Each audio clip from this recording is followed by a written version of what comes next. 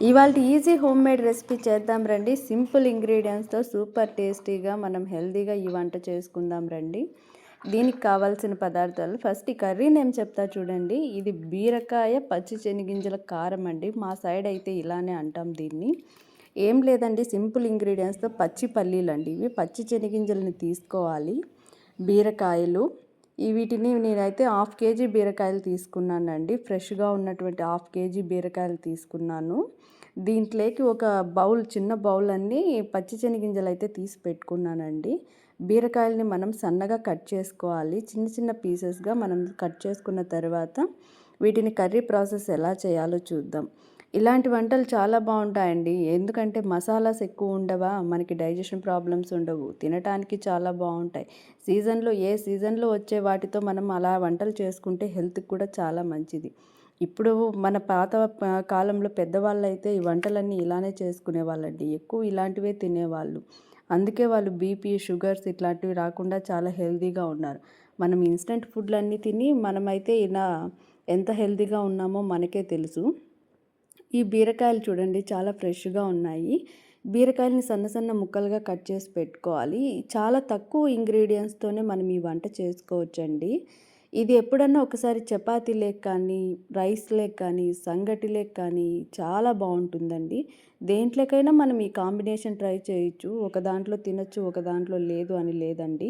బీరకాయలు కట్ చేసి పెట్టుకోవాలి. ఈ బీరకాయ పైన తోలు ఉంటుంది కదా, వాటితో కూడా మనం చట్నీ చేయొచ్చు. అది ఇంకో వీడియోలో చూపిస్తాను. కట్ చేసి పెట్టుకున్న బీరకాయలతో పాటు ఒక 4, 5 టమాటాలు తీసుకోవాలండి. టమాటాలను చిన్న చిన్న ముక్కలుగా కట్ చేసుకోవాలి. టొమాటోస్, ఆనియన్స్‌ని కూడా కట్ చేసి పెట్టుకోవాలండి. ఈ టమాటాలు బాగున్న వాటిని మాత్రం కట్ చేసుకోవాలి. ఆ టమాటా పైన ఉన్నది మాత్రం మనం తినకూడదండి. అందులో క్యాన్సర్ని కలిగించే పోషకాలు ఉంటాయని చెప్తారు.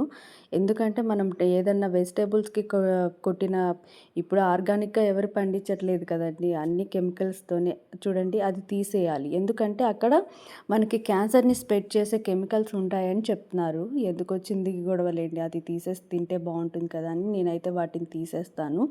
అలా తీసి పెట్టుకోవాలి. కొద్దిగా టమాటాలను, ఎర్రగడ్డలను చిన్న చిన్న ముక్కలుగా కట్ చేసుకోవాలండి. ఈ పచ్చి శనగింజలు అన్నవి సీజన్లో కాకుండా ఇప్పుడైతే మార్కెట్లో ఏ టైంలో అయినా దొరుకుతున్నాయి. కానీ పెద్దవాళ్ళ కాలంలో అవి దొరికినప్పుడు మాత్రమే ఇవి చేసుకొని తినేవాళ్ళు ఇలాంటి కూరలు. వీటితో పాటు ఏ వెజిటేబుల్ అయినా వేసుకోవచ్చండి. బీరకాయే కాదండి, బంగాళదుంపలు యాడ్ చేసుకోవచ్చు, అలసందలు వేసుకోవచ్చు, అనపగింజలు వేసుకోవచ్చు. ఎలా అయినా మనం ఈ కారాలను చేసుకోవచ్చండి. సంగటిలోకైతే బాగుంటుందండి. రాయలసీమలో అయితే ఇలాంటి వంటలు బాగా చేసుకుంటారు. ఈ వంటలు మనం పెద్దవాళ్ళ నుంచి కొన్ని చూసి నేర్చుకోవాలి. ఈ జనరేషన్ వాళ్ళకైతే పెద్దగా తెలియకపోవచ్చు. ఇవైతే నేను మా అవ్వ వాళ్ళు, మా నానమ్మ వాళ్ళు చేసేటప్పుడు నేను చూసి నేర్చుకున్న వంటలండి ఇవి. బీరకాయలని, 2 ఎర్రగడ్డలు, ఒక 5 టమాటాలని ఇలా సన్న సన్నగా కట్ చేసి పెట్టుకోవాలండి. పెట్టుకున్న తర్వాత వీటిని మనము పోపు వేసుకోవాలి. దానికి కావాల్సిన ఇంగ్రీడియంట్స్ ఏంటో మనం చూద్దాము. టమాటాస్ని కట్ చేసి పెట్టుకున్నాం కదా, ఇంకా ఇవి మగ్గనివ్వాలి బాగా. సమ్మర్లో ఇవి చేసుకొని తినాలండి. ఎందుకంటే ఎక్కువ మసాలాస్ తినడం వల్ల డైజెషన్ ప్రాబ్లమ్స్ వస్తాయి. ఇవైతే సింపుల్గా ఉంటాయి, చాలా డైజెషన్ తొందరగా అవుతాయి, హెల్తీగా ఉంటాయి. బీరకాయలో వాటర్ కన్సిస్టెన్సీ ఎక్కువగా ఉంటుంది కాబట్టి బీరకాయ హెల్త్కి చాలా మంచిదండి. బీరకాయ తింటే జలుబు చేస్తుందన్న అపోహ మాత్రమే, అలాంటిది ఏమీ ఉండదు.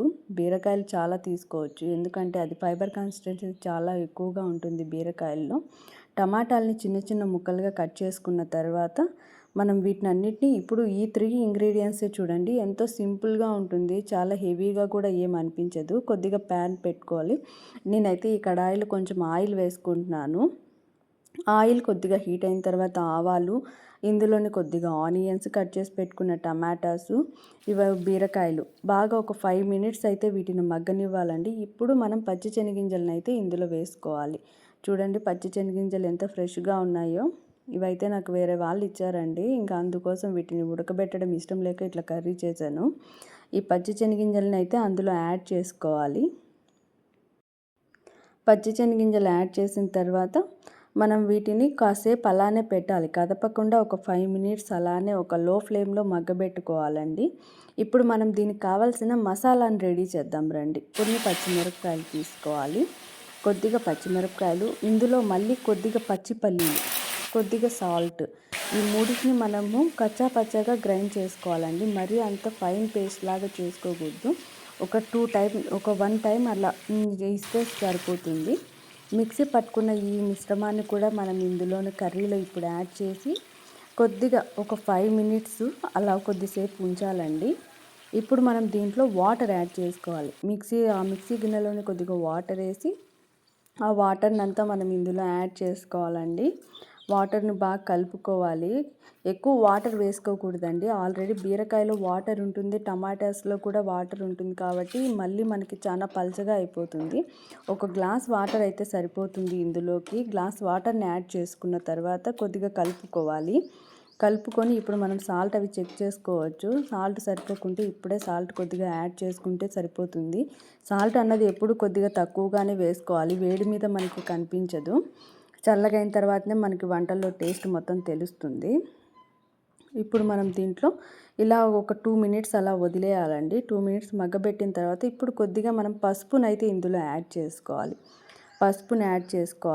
కొద్దిగా వేసుకున్నా సరిపోతుంది. చాలామంది పసుపు వేసుకోరు ఈ కర్రీలో, కానీ నాకు ఎందుకో తినాలనిపించదు అంత తెల్లగా అనిపిస్తే. అందుకు నేనైతే కొద్దిగా పసుపుని యాడ్ చేసుకుంటాను. నాకు కొద్దిగా ఉప్పు సరిపోలేదు కాబట్టి కొద్దిగా ఉప్పును కూడా యాడ్ చేసుకున్నాను. పసుపు ఉప్పు వేసిన తర్వాత బాగా కలుపుకొని మనం కొద్దిగా చూసుకోవాలి. ఇది ఆ బీరకాయ ఒక 10 మినిట్స్ అలా వదిలేసామంటే కొంచెం మెత్తగా అవుతుందండి బీరకాయ. అప్పుడు మనకు వాటర్ ఎంత వేసుకోవాలని తెలుస్తుంది.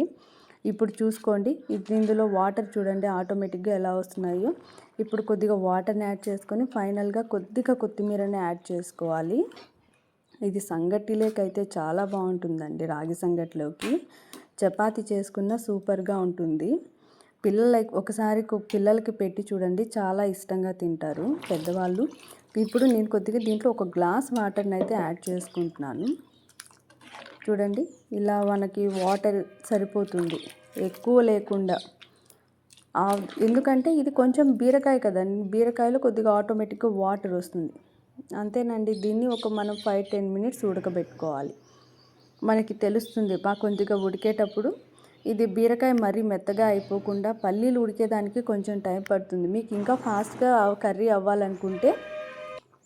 కర్రీ ఫాస్ట్గా అవ్వాలనుకుంటే మీరు ఒక పని చేయండి, పల్లీలను ముందే ఉడకబెట్టి పెట్టుకోండి. బీరకాయ కర్రీ అయితే 5 మినిట్స్లో అయిపోతుంది.